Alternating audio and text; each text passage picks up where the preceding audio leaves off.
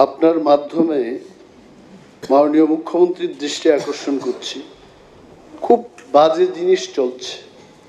খোয়াই কলেজে দুই গোষ্ঠীর সংঘর্ষ, আহত একাধিক, উত্তেজনা কলেজ জুড়ে। ঘটনাতে কি হয়েছে আমি বলি।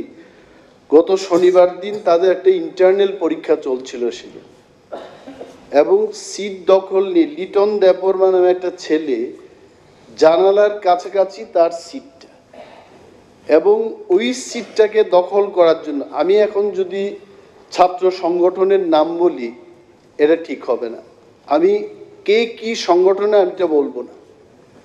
লিটন দেববর্মাকে ওই সিটটা নিয়ে এত বেদরক মেরেছে, তারা মাথা ফেটে গেছে।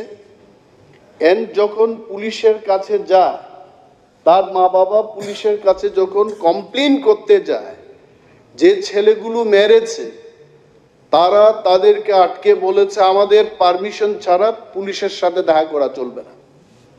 এবং যারা কলেজের প্রিন্সিপালের কাছে দেখা করতে গেল যে আপনার কলেজে এই ঘটনা কেন হচ্ছে, সবাইকে তাড়িয়ে দিয়েছে। এন্ড পুলিশের কাছে ইতিমধ্যেই এফআইআর হয়ে গেছে। কে বা কারা এই ঘটনায় জড়িত, কোন ছাত্রছাত্রীরা, তাদের লিস্ট দেওয়া হয়ে গেছে। Police Saturday, Sunday, Monday, Tuesday, Wednesday total silent. এই ঘটনা আমরা বিধানসভায় এই কারণেই আনছি, I think your intervention is required. সুস্থ ত্রিপুরা, শান্তি ত্রিপুরায় আমরা যখন শিক্ষার গুণগত মানের কথা বলছি, কলেজে যদি এই ধরনের ঘটনা হয়, এইখানে অন্তত আমাদের সবার হস্তক্ষেপের দরকার। এবং এটার জের ধরে আজকে কি হচ্ছে, খোয়াই কমলপুর রুট অবরোধ হচ্ছে, খোয়াই আগরতলা রুট পথ অবরোধ হচ্ছে। কেন হবে? I think your intervention can solve this problem. এটা গেল এক।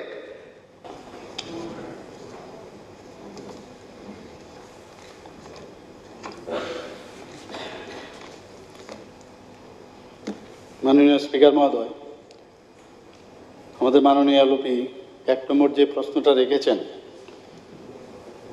যে খোয়াই কলেজের মধ্যে একটা ঘটনা, এটা তো আমি এইমাত্র শুনলাম।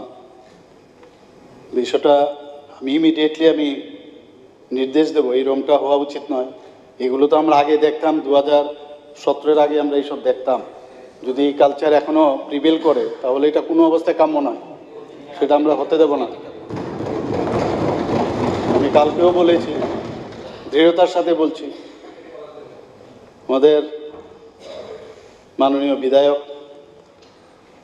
আমার অত্যন্ত প্রিয় শ্রী সুদীপ রায় বর্মন মহোদয় যে কথাটা বলেছেন, এই বিষয়টা নিয়ে এটা অনেক দিন আমার কাছে আছে, আমার গোচরে আছে বিষয়টা নিয়ে।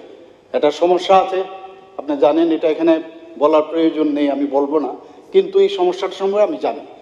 আপনি যেটা আমাকে বলেছেন, নিশ্চয়ই সমস্যার সমাধান করতে হবে। ওইখানে হবে কি আরেক জায়গায় হবে সেটা আমরা দেখব বসে, কিন্তু করব, আমরা নিশ্চয়ই করবো এটা। এবং অনেক সময় এমিকেবল ডিসিশনও করতে হয় অনেক জায়গায়, কাউকে প্লিজ করার বিষয় না। অনেক সময় অনেকের জনস্বার্থে কিন্তু অনেক সময় ডিসিশনটা নিতে হয়, আমি জানি বিষয়টা।